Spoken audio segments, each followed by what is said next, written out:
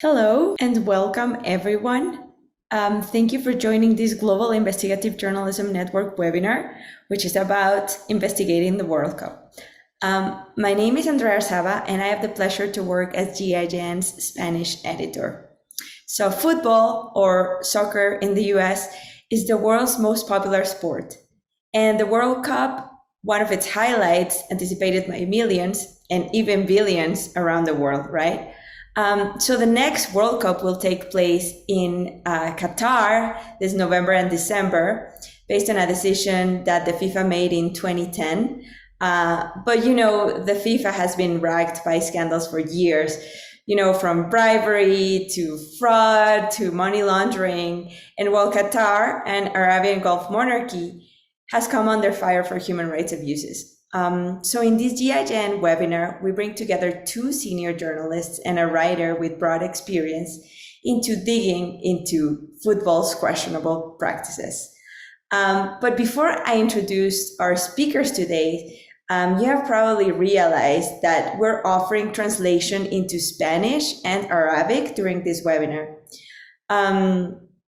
So I hope the instructions are clear. You can see them there in the screen, but I will say it out loud as well. To listen to the webinar in other language, just choose the globe icon in the bottom right of the screen and then select your preferred language.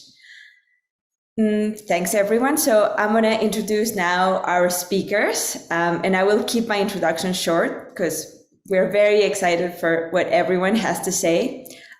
So first of all, we have David Cohn, who writes for The Guardian. He's won UK Sports News Reporter of the Year 3 times and Sport Journalist of the Year in the British Journalism Awards. David has been a key part of The Guardian's coverage of FIFA, and he's the author of The Beautiful Game and The Fall of the House of FIFA. So welcome, David. We also have with us Bonita Merciades, who is a writer, an author, and a publisher at Fair Play Publishing, and also the founder of the Football Writers Festival. She is a FIFA whistleblower who lifted the lid on corruption and mismanagement within the World Football Administration years before the FIFA arrests in 2015. She's a former executive with the Football Federation of Australia, and she's a long-term advocate for change in FIFA. So thank you so much, Bonita, for being here. And finally, we also have the pleasure to have with us Romaine Molina, who is an investigative reporter specializing in football. He has contributed to The Guardian, The New York Times, CNN, and the BBC and Le Temps. And he's the author of 6 books, including The Beautiful Game and La Mano Negra, which denounce large-scale mafia corruption in the world of football. Before we start, I'm going to tell you a little bit about GIJN. We are the largest global network of nonprofit investigative journalism organizations with 235 members in 89 countries. And we work with journalists everywhere. Journalists that work for nonprofits, for commercial organizations. We work with freelancers. So we have an extensive range of resources and tip sheets to help journalists worldwide, which you can check out at GIJN.org. We also want to hear from the audience, so please send your written questions and messages in the Q&A box, and we'll get to as many as we can. And you can start asking questions actually right now, but through the session, please feel free to write them in the chat. And when the speakers are finished, we'll have our colleague, Emily O'Sullivan, who will join us on the screen to moderate the questions. And finally, just so you know, this session will be ready in YouTube for you to watch again. But that's all I have to say today, and let's start. So please, David, the floor is yours. Thank you so much. Thanks for the introduction. Welcome, everybody. It's very exciting to be talking to people who are keen to investigate football in our work, and for people to be tuning in from all over the world. So it's really exciting, and it's a privilege to be part of encouraging and if I can give any kind of advice or any sort of, if my talk is at all useful, that would be really pleasing, because one of the things that I've been thinking in preparation for this session is that it's really, really good for GIJN, but in general for people to be understanding that sport and football are very, very much areas for investigative journalism. Of course, the vast majority of people who love sport and love football, they want to watch the action, they want to support their club, they want to love and admire the players, they want to play the game themselves, which is really important.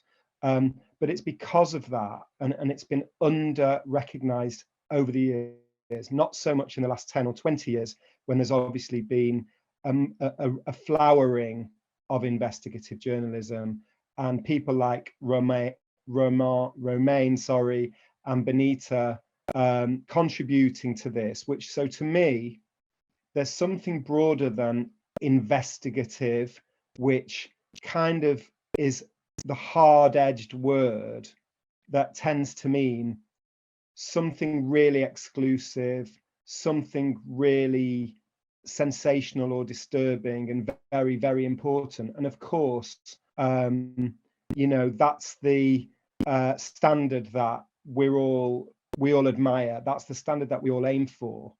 But there is also a core element to covering sport, which I think falls under the umbrella of investigative journalism, which is just holding the sport to account. And I think it's really important just to say, and again, this might sound really basic, but football is not just a business. So when you're investigating football, let's say you are investigating for corruption or for some kinds of bad practice in the business of football, well, for me, it's always been additionally bad than if that corruption was in the steel industry or in the oil industry or in the car manufacturing industry.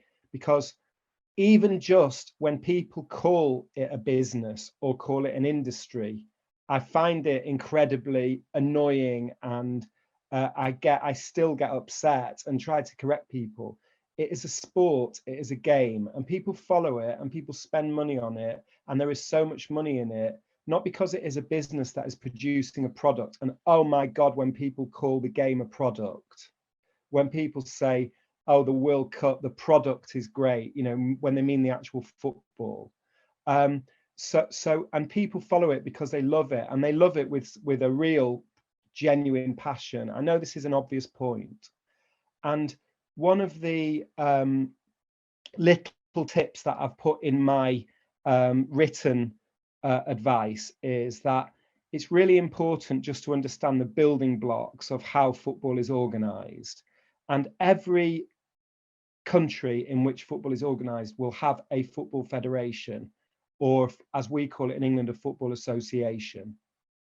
And that will, I think, in every single case be a non-profit organization whose role, and you will find it in their founding documents, you will find it in their articles, you will find that there will be statements of really noble intention.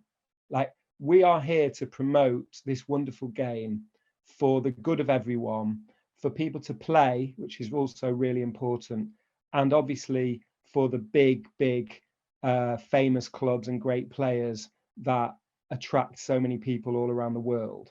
And part of what we're doing isn't just so what we're doing isn't just holding a business or an industry to account for good practice. We're trying to hold to account a sport to honor or abide by its own principles as it states them and has always stated them. And that's something that I've actually found very heartening. So when I first started on my work on the, if you like, investigative work into football, I started basically in the early 1990s. So yeah, I've got this facial hair that's a bit grayer than it should be, and I maybe look a bit older than Romaine. So I've been going since the early 1990s doing this. And where I really started was where all the big money, the millions and millions of pounds, were pouring into the Premier League, the English Premier League. Now, of course, everybody around the world is familiar with that. The Premier League is probably the most high profile and most watched league, and certainly by far the richest league in the world. But this was very, very new to us in the early 90s from the game that we'd grown up watching in the 1980s.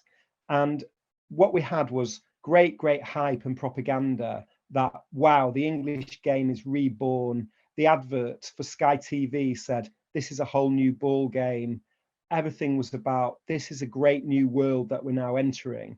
But as a football lover myself, and as a journalist with a certain kind of investigative attitude, if you like, instinct, I started to feel that fundamental things weren't right. That yes, millions and millions of pounds was pouring into this game. And of course, there were structural problems that could be helped by this money, principally unsafe and run-down stadiums.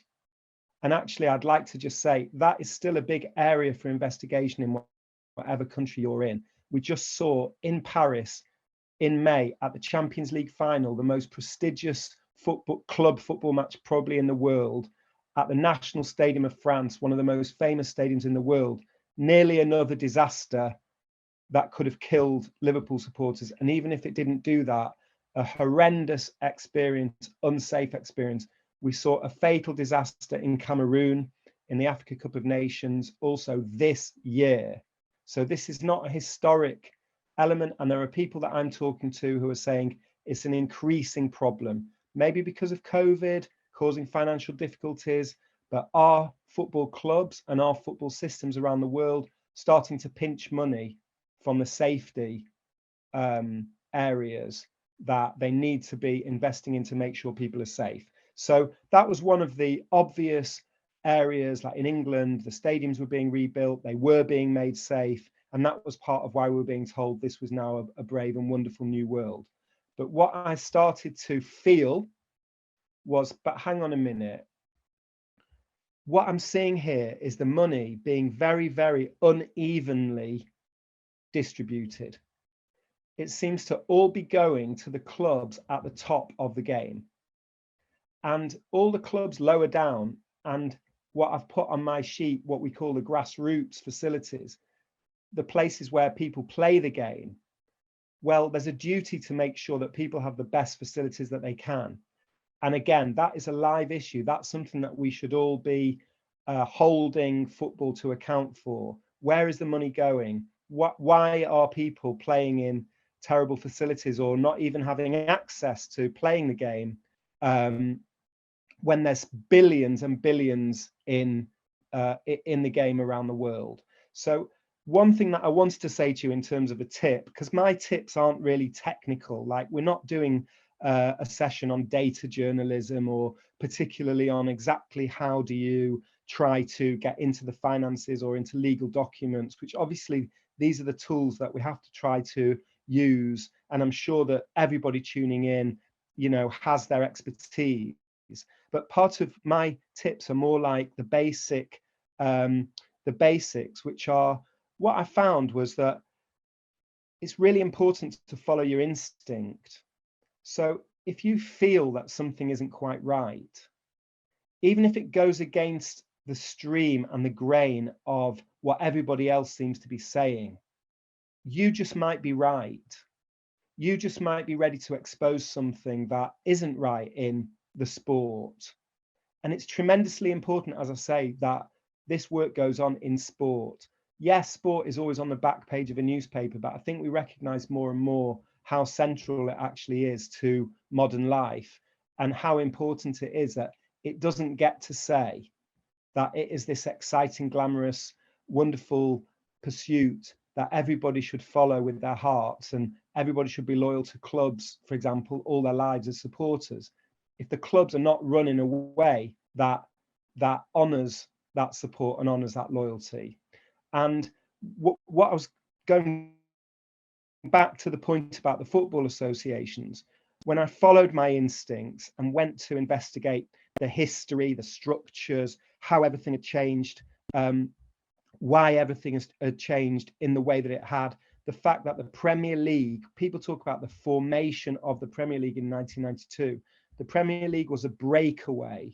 It was a breakaway of what was then the top division of English football, the top 22 clubs as it was. And they used to share all the television money with the lower three divisions in English football. So knowing that there was going to be a huge multi-million-pound satellite pay TV deal in 1992, when the current deal ran out, the top clubs, organised by Manchester United, Arsenal, Liverpool, Tottenham Hotspur and Everton, organised in a secretive way to break away from the system of sharing the money with the other clubs, so that when they did that deal, it would be as a breakaway league that did not have to share the money with the rest of football. And when they did that, these clubs that we still call clubs, to me, it was a discovery at that time that these clubs are actually companies. I grew up loving football, being obsessed with football, growing up in Manchester, where football is like basically all anyone talks about and all anyone does. And I never knew until that time, and I'm working as a journalist, that, hey, they're not clubs. They're not clubs. We shouldn't even call them clubs. They are companies. And the people that we've grown up with calling the chairman, he's actually the owner. And we do call them owners now. And now I'm finding that the shares in these clubs have become very, very valuable, because they're getting the new TV money and they've broken away from sharing it. So now the clubs are much more valuable, and some of them are floating on the stock market. And I actually went at that time to literally sit down with an accountant who explained to me why floating on the stock market makes money for the shareholders. These kinds of basic things. Don't be scared to think, you know, I just need to familiarize myself with some things that everybody else seems to know. And so what we found out, I ended up, this was the first book that I wrote, was called The Football Business, which was published in 1997. And it was a big critique, if you like, of the carve up of money in English football, of the glorious Premier League, that said it's not quite what it should be. And it said, here's these individual owners, shareholders of the major clubs. So the then chairman of Manchester United made £100 million for himself personally when he sold the shares in Manchester United eventually in the 2000s. But 2 miles away from Old Trafford, where Manchester United play, the local public facilities, they were vandalized, they were not being looked after, and local kids were playing in awful facilities. And that was the picture of inequality that I tried to paint. And what I was going to say about the Football Association was, it was very, very heartening when I did the research into the history of the game.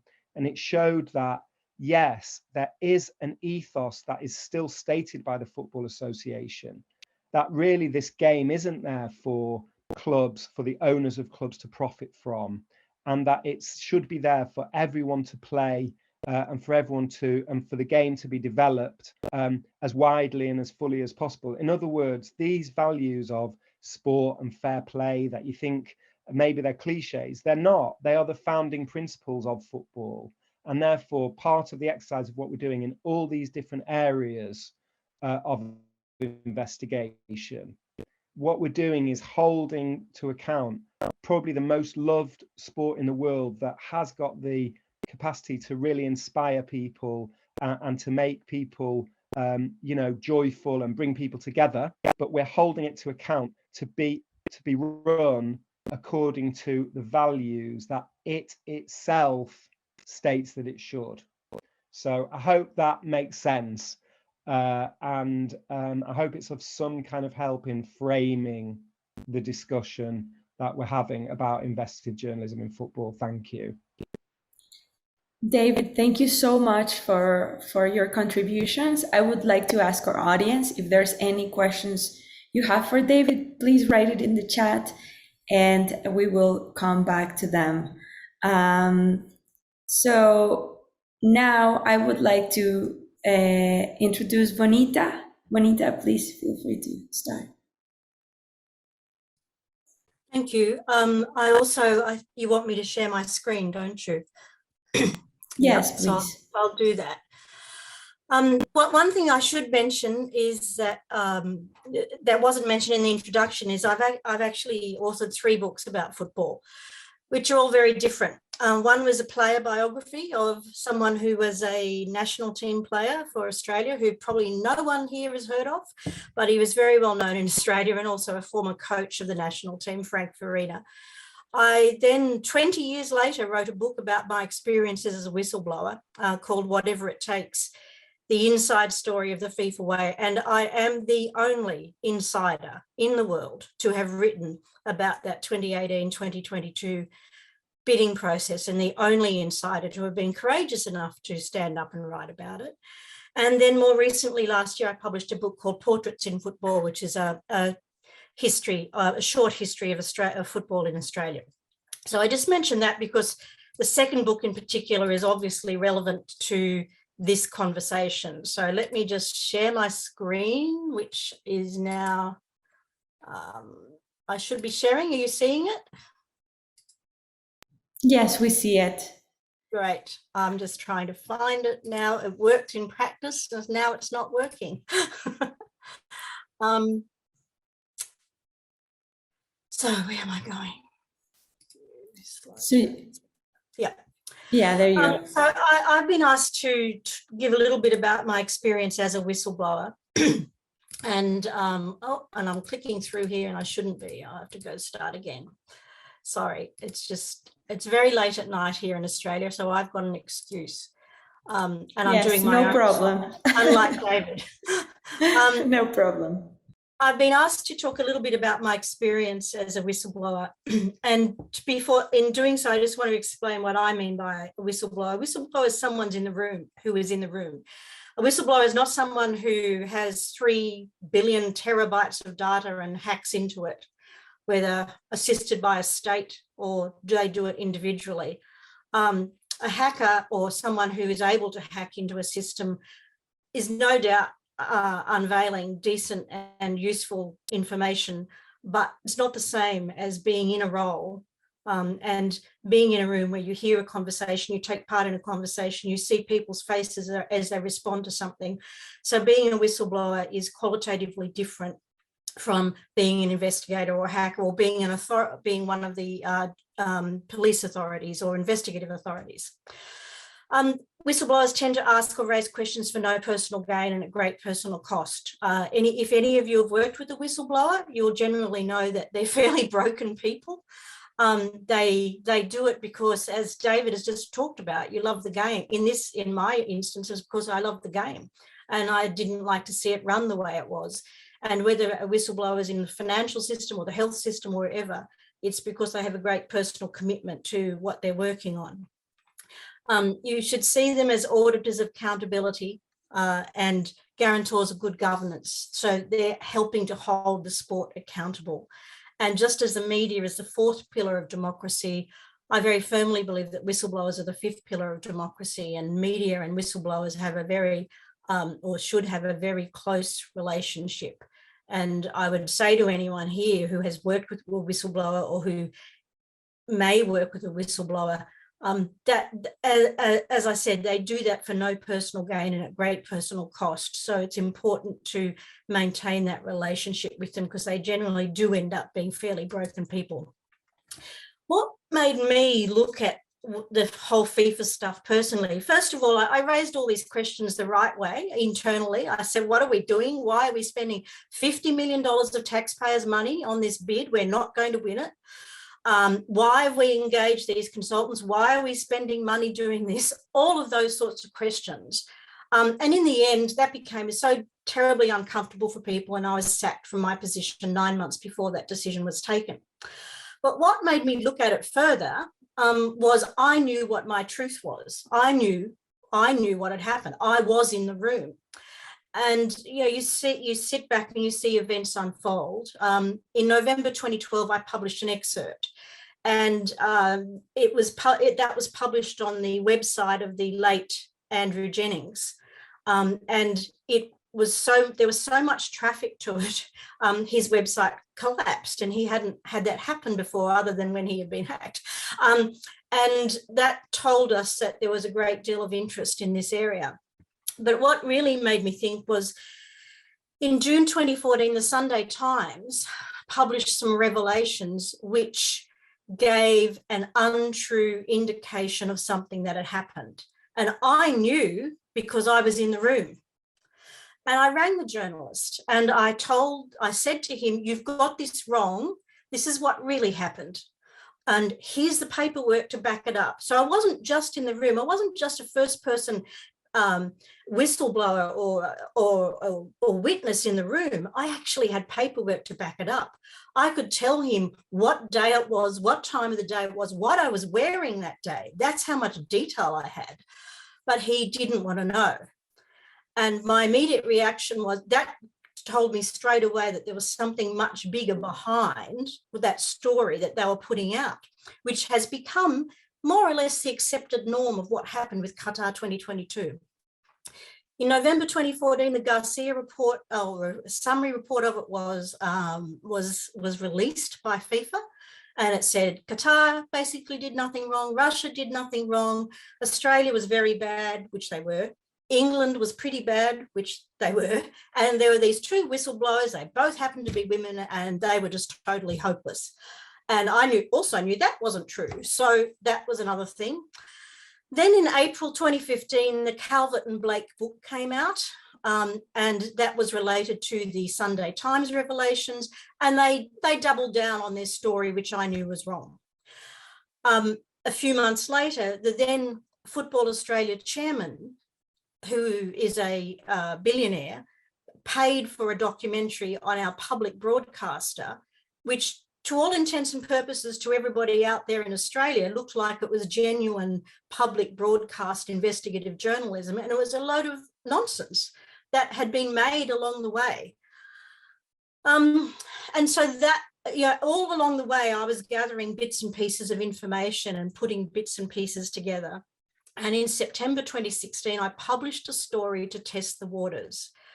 I published it on my own website, because when you're a whistleblower, I should mention that you're denigrated. No one wants to talk to you, especially in a very small environment like Australia, where football, everyone's desperate to keep their jobs. So no one would publish it in any other publication. So I'd had my own website, published a story to test the waters. Not a sound. No one sued me. No one said that was wrong. And in fact, what happened was, and many people contacted me and said, you've got it. You have it. This is what I know about it. And this leads to some of my tips, and some of in a sense, this is down the track a bit. But one of my big tips would be, and it's down the list, is talk to everyone and listen to everyone. Because that story that I published in September 2016, I didn't expect anything of it. All I was really testing was whether I was going to be sued and whether I had my basic premise right or wrong. It told me I had it right, but what it did, it emboldened other people to contact me and say, we know this little bit of the puzzle, and we know this little bit of the puzzle.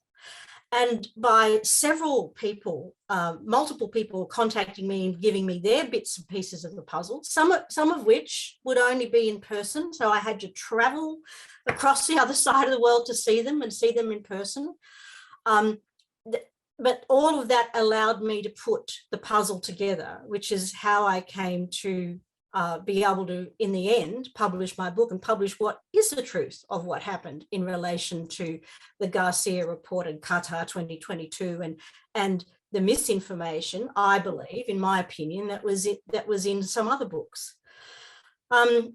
Some other tips that I think are important, and there's some are really obvious. Photographs. Photographs was another thing that I noticed that helped me, and I'll just take you to the next photograph. And some of you may not know all of those people there, but of course that's Sepp Blatter. But with him is probably still the most powerful media person in the world, Rupert Murdoch, who this photo turned up in a innocuous news story about Rupert Murdoch visiting Sepp Blatter and FIFA headquarters, funnily enough, on Australia Day, January the 26th in 2013. And that, sorry, 2012. And that timing coincided with another visit that I knew had happened. And again, it was a piece of the puzzle. So it is about getting all of those pieces of the puzzle and putting them together. And then you look at annual reports, financial statements. An example there is I revealed in Australia, and this is probably only relevant mostly to Australia, that one of our board members who was on the FIFA Executive Committee, a volunteer position at the board, got paid $600,000 by Football Australia over 3 years for being a volunteer board member, and no one else did. Now, that was publicly available information in the financial statements, which they are duty bound to publish, but no one had bothered to look at them before. As a result, that person will no longer speak to me because they didn't want it ever revealed. And that's another thing that you've got to be prepared to put up with, is that if you're a whistleblower, you get denigrated and demeaned. And if you reveal information, people often will go running a mile from you. Other things where you can find useful information. What are the business interests of the individuals as well as nation states? For example, Glencore did a deal with Qatar and Russia. Glencore in Switzerland, which is one of Switzerland's biggest employers, did a deal with Qatar and Russia almost immediately after the 2018-2022 decisions were made. Coincidence? I think that's something that should be investigated. Look at what other agencies have to say. Sometimes they just slip things out on their website without any fanfare. And I'll give you an example. CAS. CAS had an inquiry into a person who was not on the FIFA executive, but was known to be a whisperer to the FIFA executive. And they had a case with that person. He gave evidence in French, but it directly implicated 4 different countries in relation to the bidding. Everybody ignored it, but it was there. CAS had the information, and this man was saying straight out, yeah, Australia came to me and offered me $4 million, and Korea came to me and offered me something. So it's worth looking at all of those agencies and looking at their reports and looking at their news releases to see what it is that you can possibly find. And the other thing is to be on the lookout for, as I mentioned earlier, those little bits of information that help you put things together. And I'll give one example. Over the course of the years since that decision, I have assisted authorities in Australia, the UK, Switzerland, France, and the US. I can't tell you what it is that we've talked about, but I can say that much.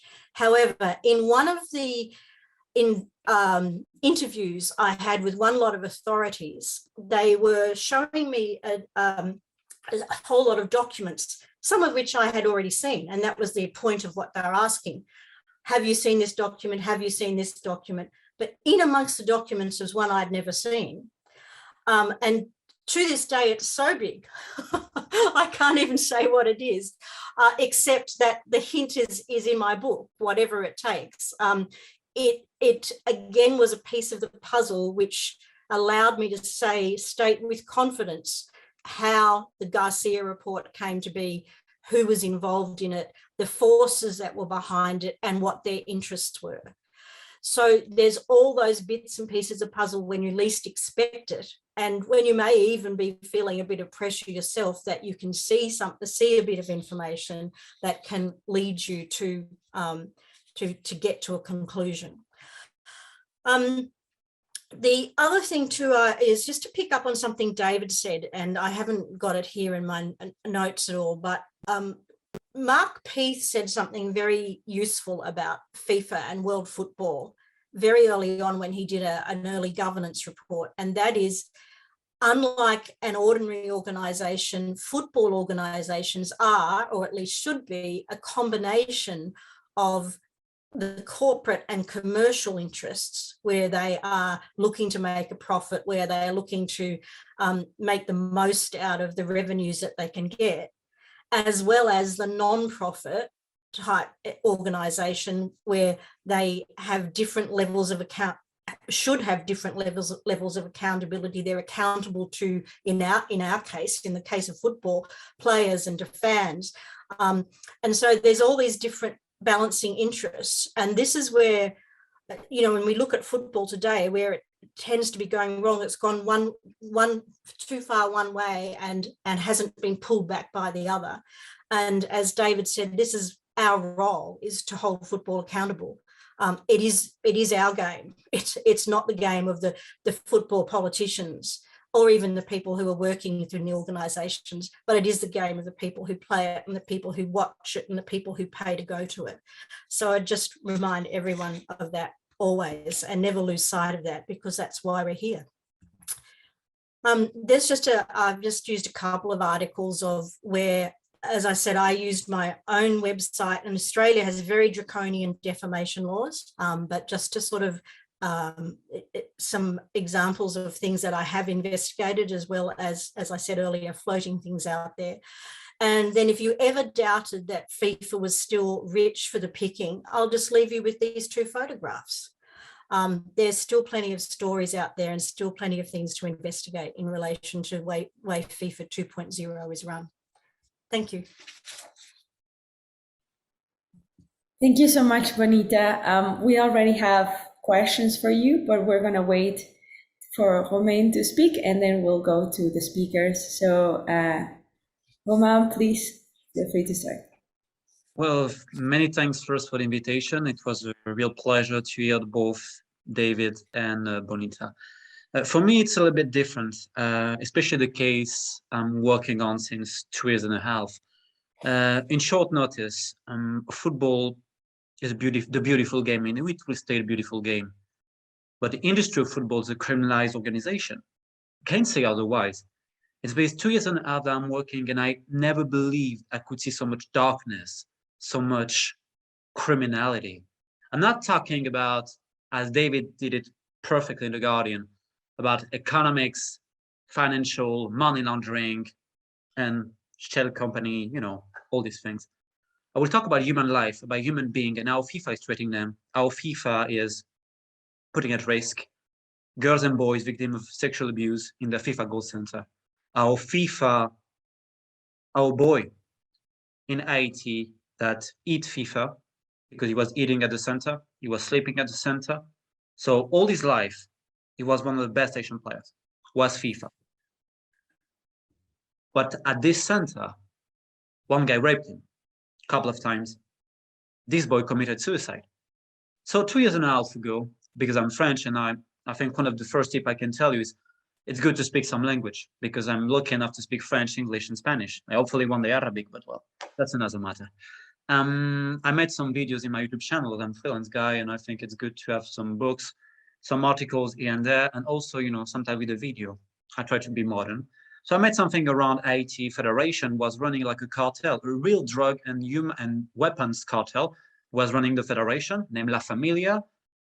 So basically FIFA funded by millions of dollars a cartel with one of the guy named Gregory Chevry, wanted by the US for drug trafficking. So first of all, I'm pretty sure FIFA can be sued for financing narco-terrorists, but that's another matter.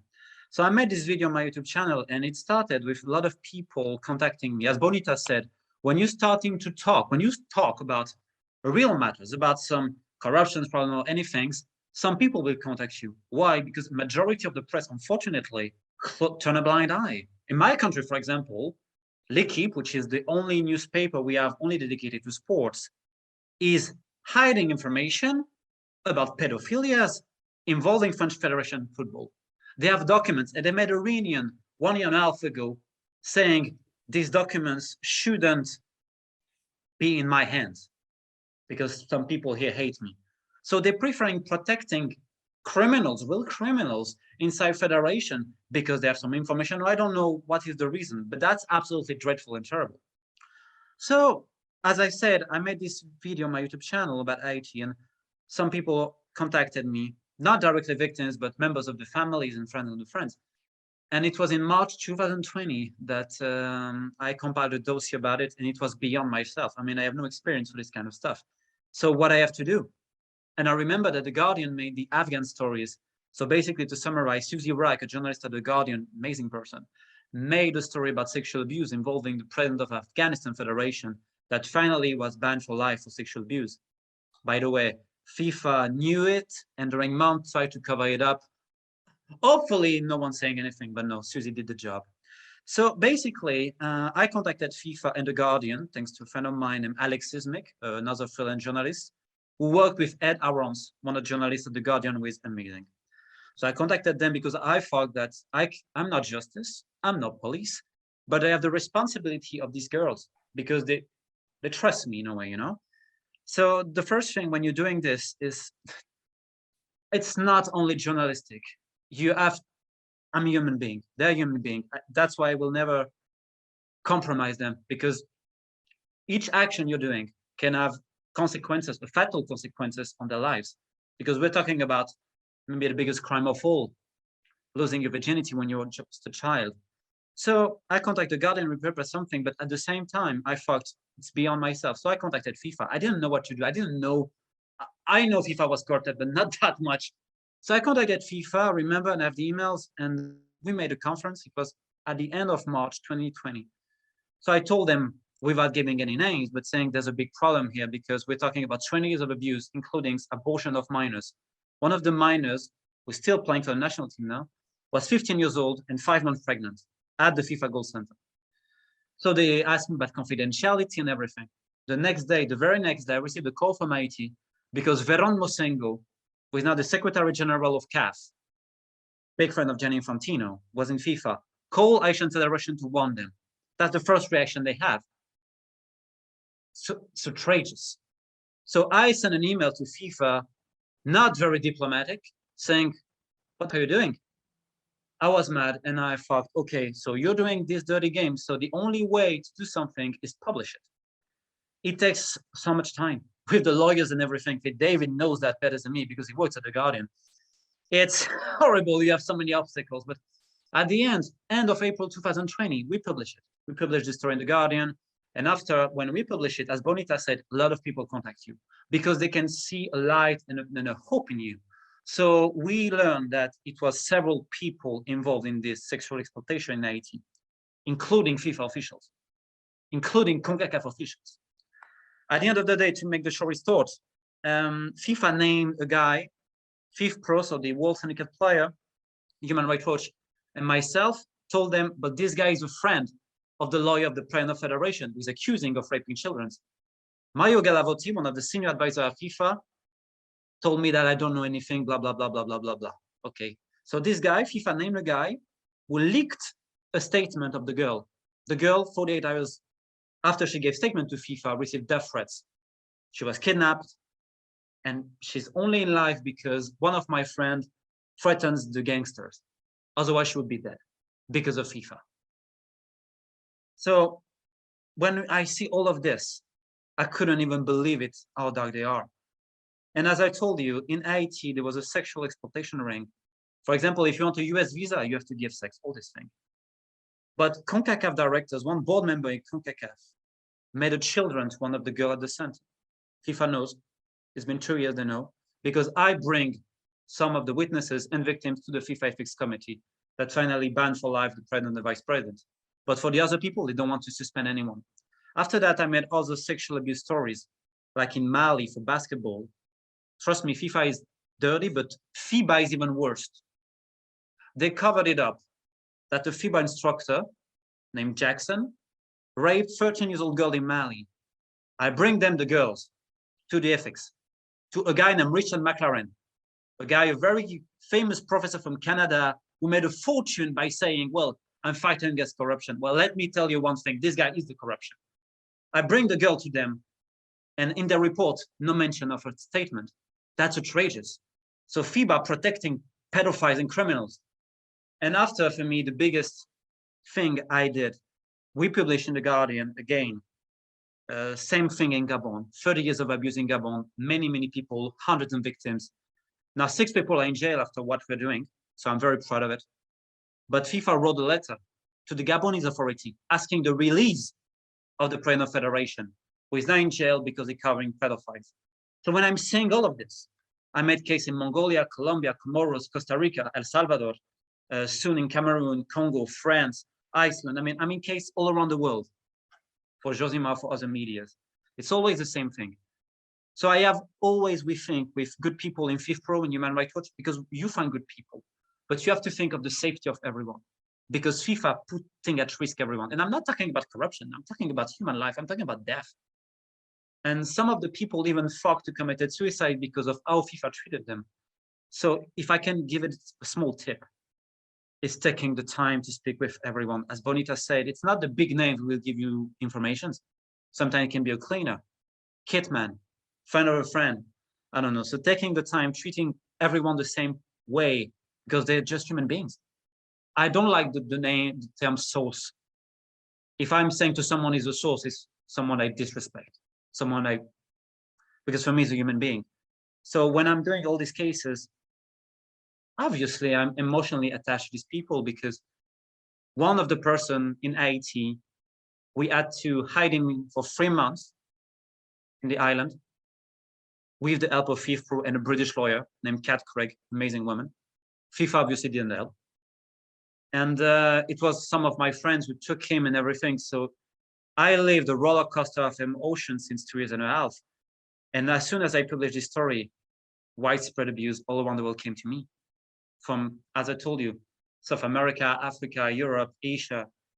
It was like frightening, because you don't imagine how deep the sexual abuse is rocking FIFA and all these federations around the world. So just to finish, because otherwise I will take hours to speak, my advice is to think about the consequences you're doing, the consequences for you.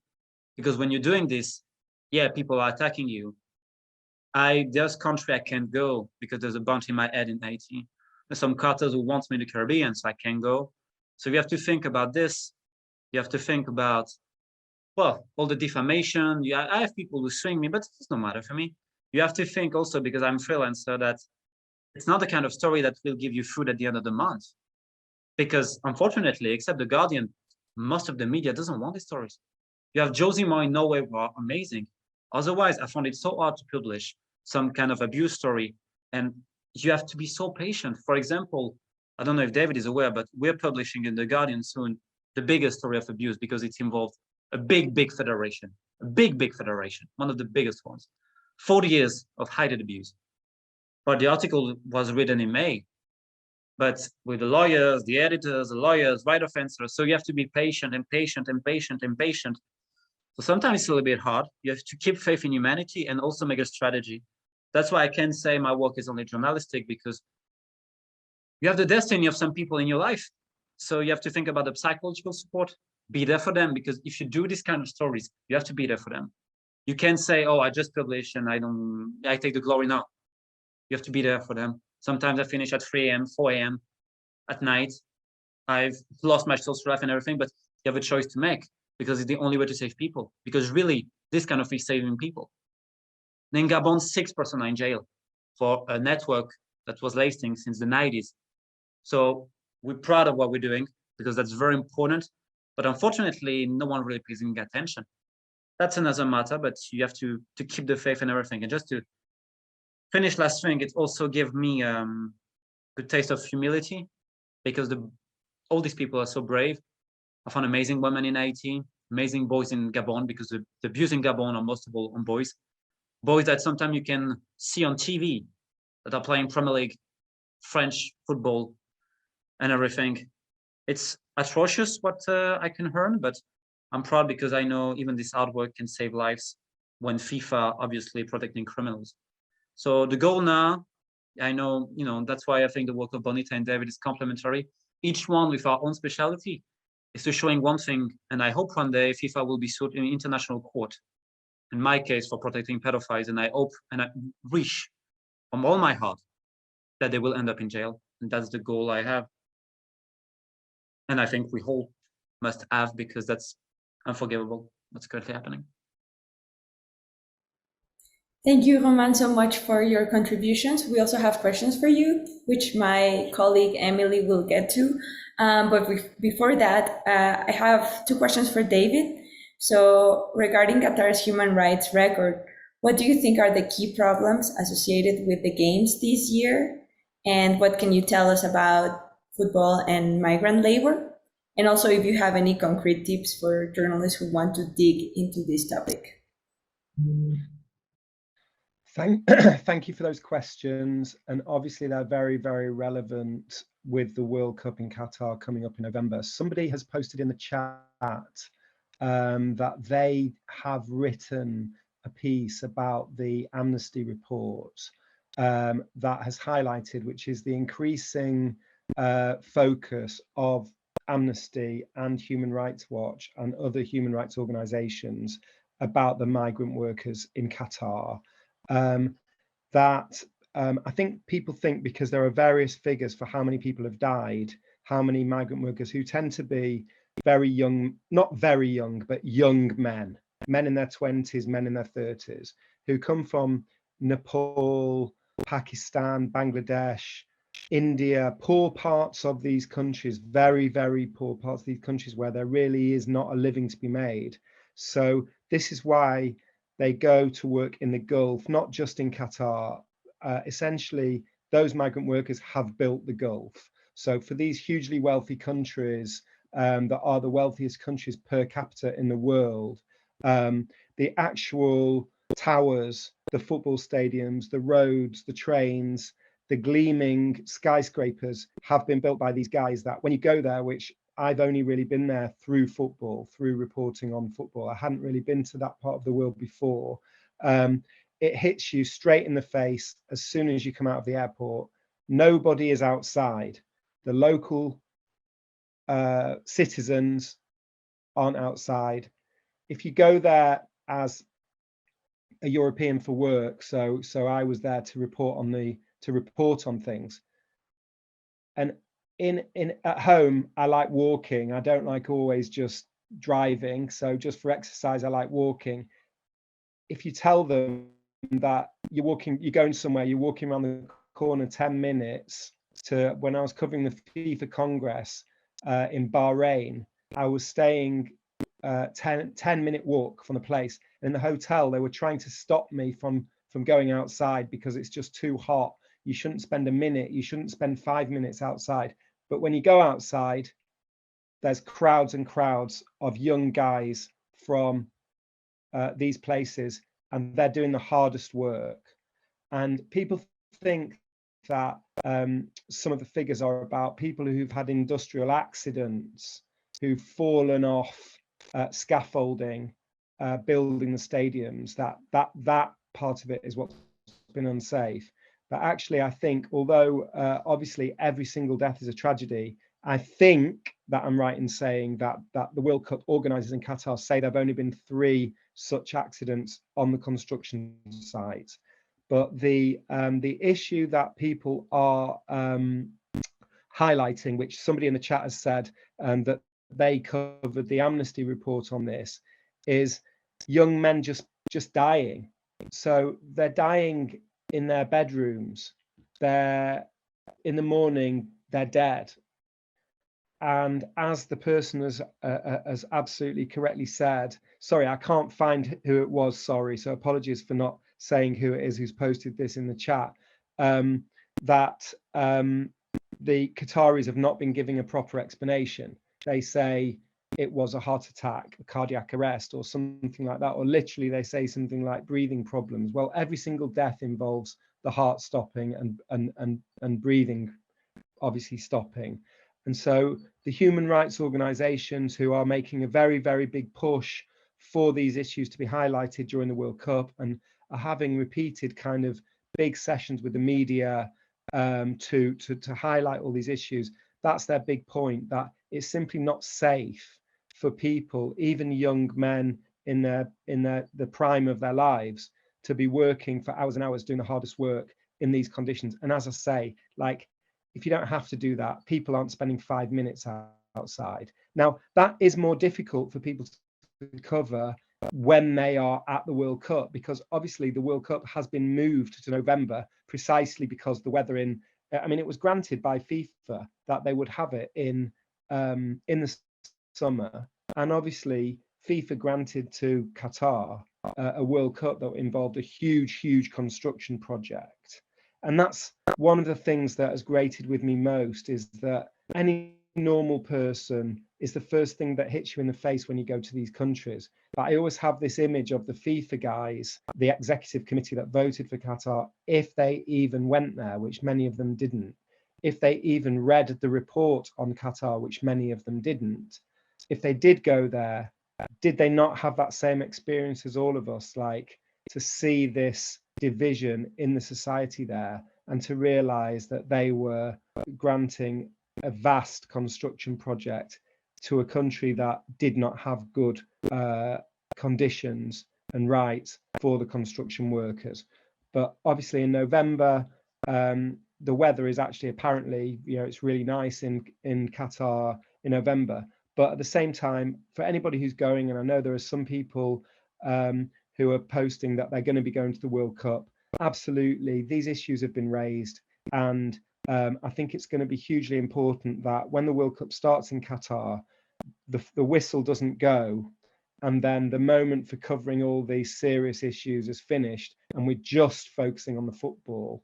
And then Qatar gets the international, globally broadcast PR that they've wanted, and that was the reason for them bidding to host the World Cup in the first place. That, of course, everybody is going to be captivated by the action again, as we always are, and that's why countries want to host these mega events.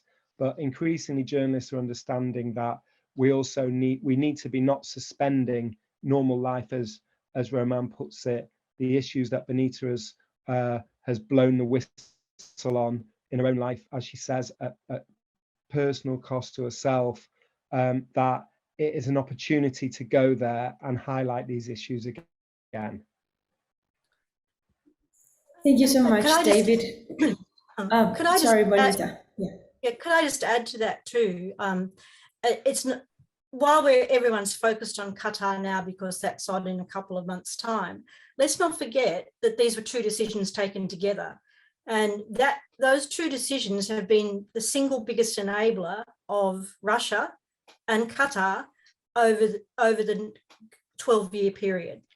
And people talk about going to Qatar and enjoying it, and maybe they shouldn't, and it was corrupt. Russia was just as corrupt. Russia was probably even more corrupt. And yet everybody went to Russia and enjoyed it. And it's all the more reason for what David just said, for journalists who are there, don't forget it. And that's why I showed those pictures at the end of Infantino with his mates, because things haven't changed.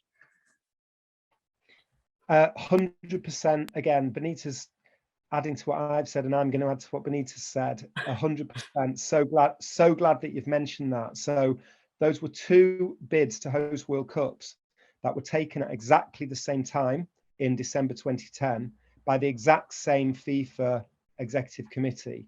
But when we had the Garcia report, which Benita's criticised, which is a flawed report, but one just like fascinating element of it was that Russia said that they just didn't have the information anymore to give to any investigation, because the laptops were, I think they said, were borrowed from a company owned by Roman Abramovich. This is from memory. And that after the World Cup, they were given back and they've since been destroyed. So the laptops, that like the whole Russia World Cup bid was just done on some laptops that have since been destroyed, and there's no records, right? But actually the Qataris, because they engaged with the investigations to a much greater extent than the Russians did, and for other reasons that Benita touched on, they've been very, very, very much more covered than Russia. But what we can see, as Benita's highlighting, what we can see from the Russia hosting in 2018 is exactly that it very, very much boosted Putin's profile around the world and his sense of his own importance, because there he was hosting this mega event for the world. And as Benita said, the main coverage was, wow, Russia's such a great country, never knew that. All these issues that we've been highlighting, actually, it's really friendly and nice. And we can, and this is what I mean about the values that the football authorities say that they have. So FIFA will always say, and obviously under Sepp Blatter famously used to say all the time, FIFA's a vehicle for peace, it brings people together. You know, he wanted FIFA to have Russia host it in 2018 and the US host it in 2022 and then get a Nobel Peace Prize. Well, now we can see what happened after the World Cup was hosted in Russia. It actually emboldened Putin to start a horrific war. So just to support what Benita's saying, it's so important. This is the most global element that we're looking at, is this phrase sports washing that I think Amnesty coined is, and somebody else in the Q&A has said, does sport and politics mix? 100%, of course they do. Let's not be naive about that anymore. And countries want to host these big events for their highest political aims. Thank you so much. I'd like to invite my colleague Emily to ask more questions. Hi everyone, thank you for that. That was a really interesting panel. And obviously, as you've seen in the chat, we have a lot of questions. The first one's for Romaine. And obviously you shared some really harrowing stories about sexual abuse. Someone in the chat has asked, how can you help to protect victims while still kind of exposing the people involved?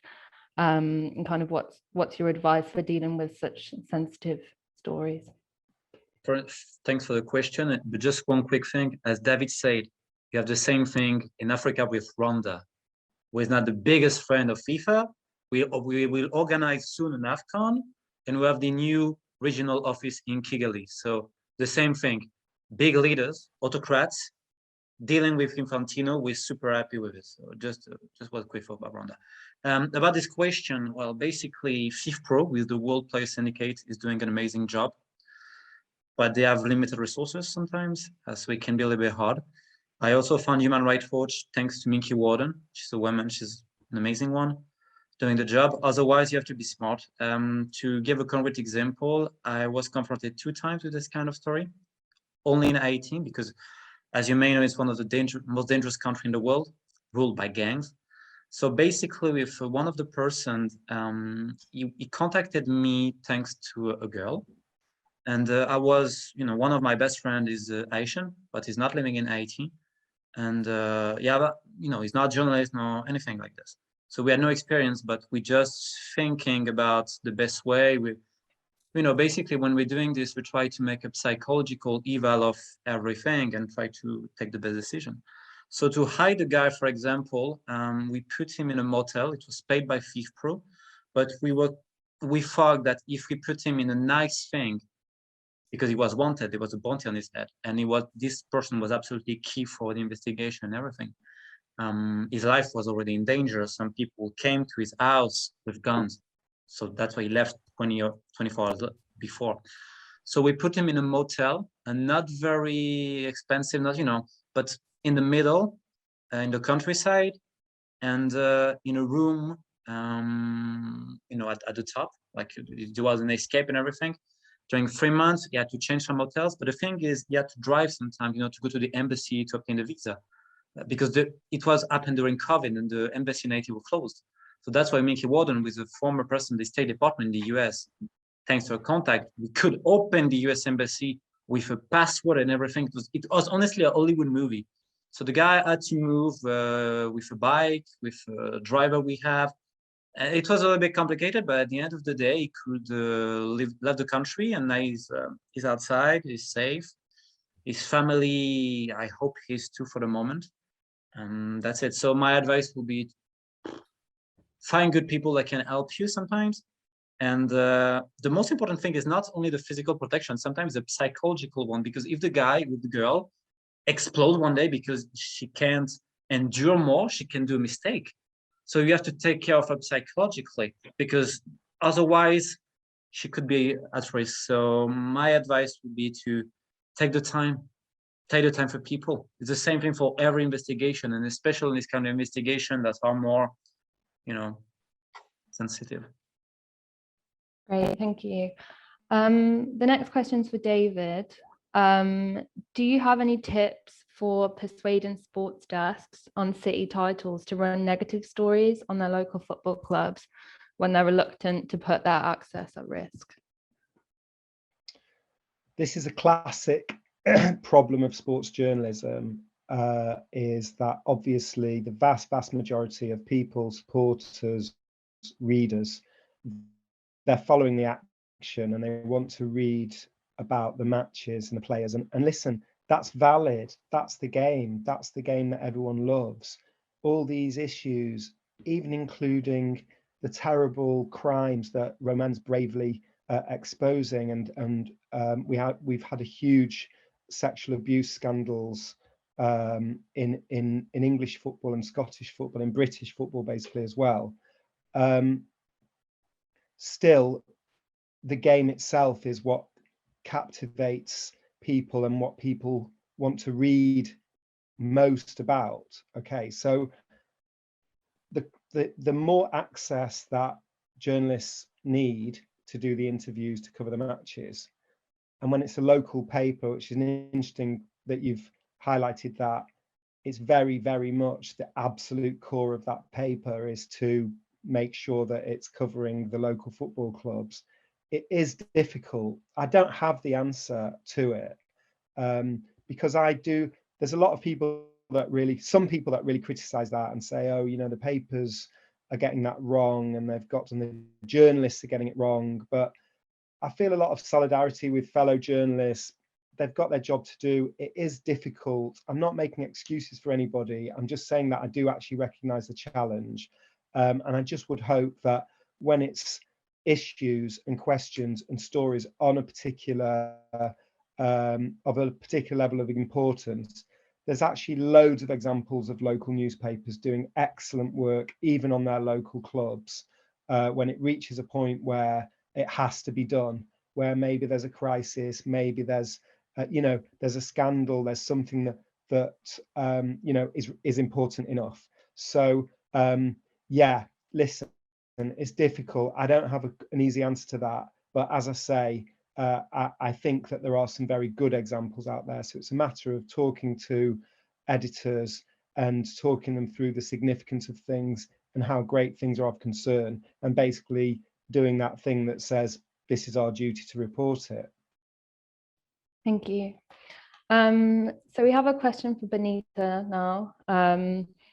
Obviously, you've been a whistleblower, so what would your advice be to investigative journalists who might be dealing with whistleblowers, and how can you kind of deal with the demonization that you've described as a whistleblower yourself?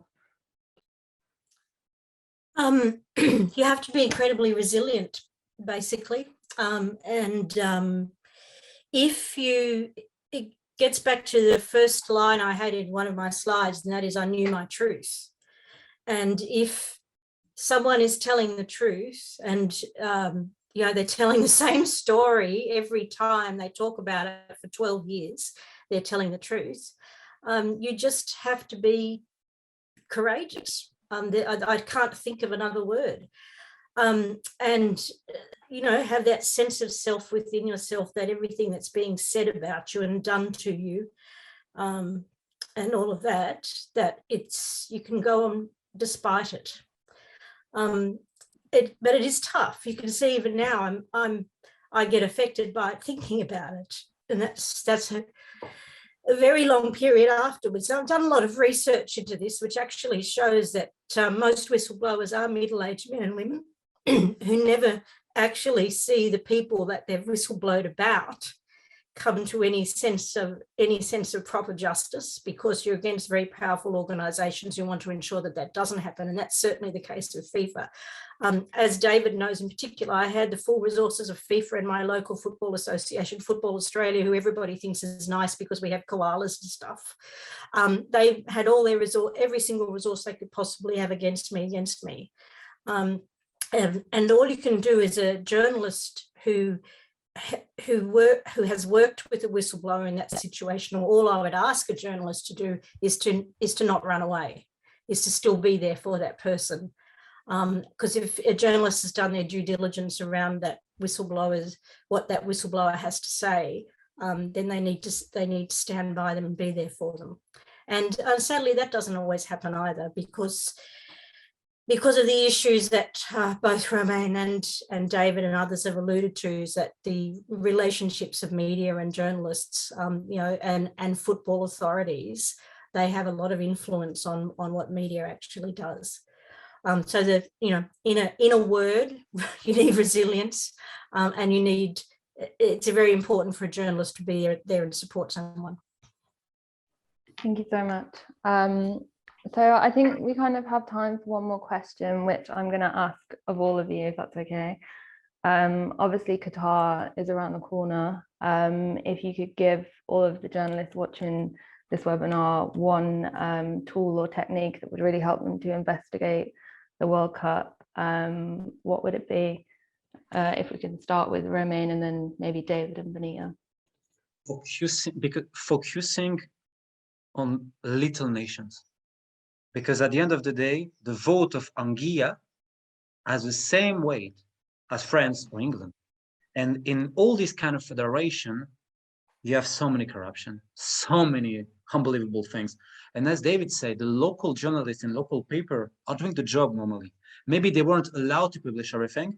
So normally contacting local persons, local journalists, you always find one person who is not linked directly to the federation, who is not corrupted. And all these people want these stories to get international, to have the coverage they deserve. And at the end of the day, if you want to prove any corruption, don't forget that it's a question of votes.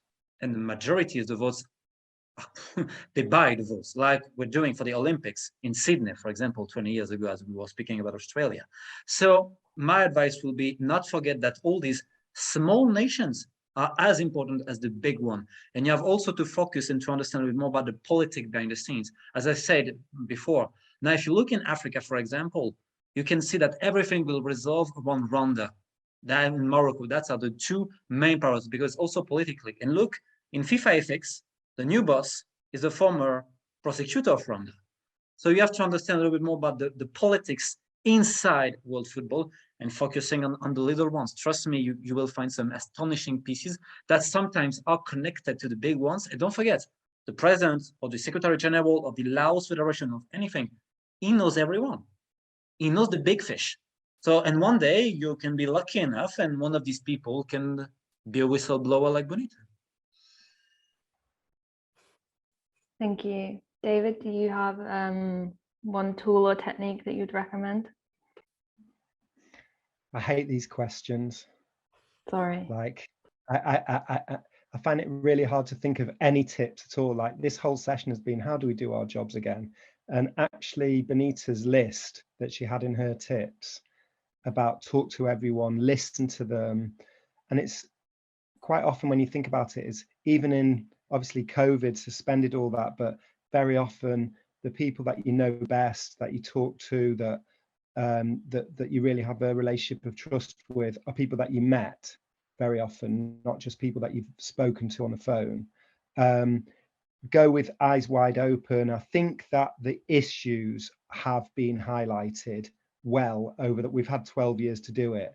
So I think people who are going to Qatar know the kinds of areas that they should be doing in terms of investigation or in terms of serious issues that need highlighting. And in terms of a tip of how to do it, yeah, go with your eyes wide open, look for all resources that there are, talk to people, talk to, if you're going to write about the migrant workers, try and talk to migrant workers. To be honest, the last piece that I did in Qatar, which is a long time ago now, obviously, because it was 2018, 4 years to go piece, I think, the Qataris will actually,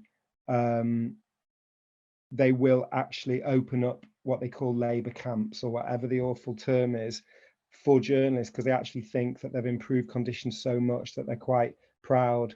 And you should go. Like, obviously you're having access enabled, but you should go. These are very, very big places where genuinely migrant workers do live now. And while you're there, you can talk to people, and it's not always people. You can talk to people off guard. It's not people that are necessarily with the authorities looking over their shoulder. So those tips of Benita's, talk to people, listen to people, and for me, follow your instincts. Like the incredible work that Romaine's done, the incredible work that Benita's done. becoming a whistleblower because she could not tolerate what was being done within that organization. And unfortunately, like she said, although people haven't necessarily been held to account in that way, I think the truth has been established about what happened in the Australia bid for the World Cup. And part of it is following your instincts, and your instincts knowing what's right and wrong, and knowing what's valid and what's important to report. So for me, it's more like those kinds of innate, human, instinctive character of the way that we do our work, rather than one particular tip that's going to unlock it for us. Well, just I'd reiterate what both Romaine and David have had to say there. But if I was going to Qatar, and I'm not, even though I will be watching the games where the Socceroos are playing, and we will beat France. But if I was going to Qatar, I just made a joke there and nobody laughed. If I was going to Qatar, I would watch very closely what Gianni Infantino. I would watch very closely what Gianni Infantino is doing and who he's sucking up to this time. Because he's been living in Doha for the past year or so. And if you were to take him at his word, and which was that he had to go and live there to help them organise the World Cup, then that means he's moving to Sydney, because the next World Cup's going to be held in Australia and New Zealand. So look at who Gianni Infantino has to talk to. Romaine said, also the Laotian Football Association president and others like that. And also all the people that Qatar have paid to spruik their World Cup, from David Beckham through to Tim Cahill through to you can name, there's so many people who have been paid an awful lot of money. And it might be easy to say it is just money, but there's got to be stories in all of that as well. And I think, if you watch, listen, talk, that's another part of what's going on with this World Cup as well. Thank you. Thank you so much, Bonita, David, and Romaine. Unfortunately, we've run out of time, but I would like to thank you all so much for being here and for sharing all of your experiences to journalists from all over the world. I would also like to thank the audience. Thank you. I hope this inspired you and will help you do better investigations on this issue. I'd like to remind you that this video will be available on our YouTube channel, and please follow us on social media, Twitter at GIJN. We're also on YouTube. We're also in different languages. So thank you all and have a wonderful rest of your day.